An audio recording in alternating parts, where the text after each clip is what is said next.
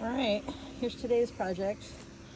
We're going to be putting this ventilation fan in the Little's chicken coop.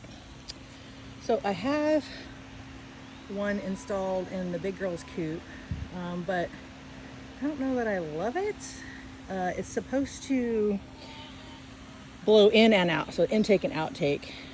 I guess that's what you call it. I don't know, ventilation or fan. And it's supposed to be able to be programmed to come on just at night. I have yet to figure that out. It's a great fan if it worked on the timer like it was supposed to. So I'm basically having to come out and manually turn it on at night, which is no big deal, but would have been nice if it would have just automatically done that. So this one actually just has an on and off switch, like a good old-fashioned on-off. And it is, it's just a ventilation fan, so it's going to suck air out.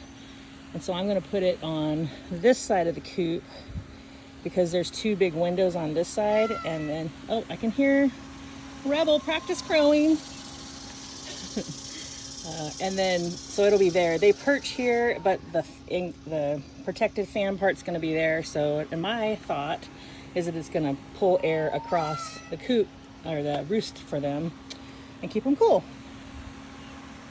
Who's practice crowing? Is that you, Colonel, or is that Rebel? One of the littles is over there crowing. I got two roosters. Hello, Miss Thing. Are you going to help Louise? I'm sure you are. All right, we got our area marked out to cut the hole in the coop. This is the point of no return, and I'll be back in a minute. Yes, I have tons of help too. Always tons of helpers.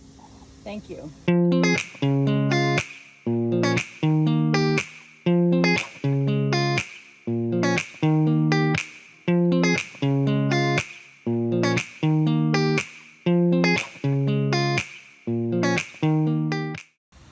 Alrighty, we got our hole cut. Actually worked the first time. That's unusual.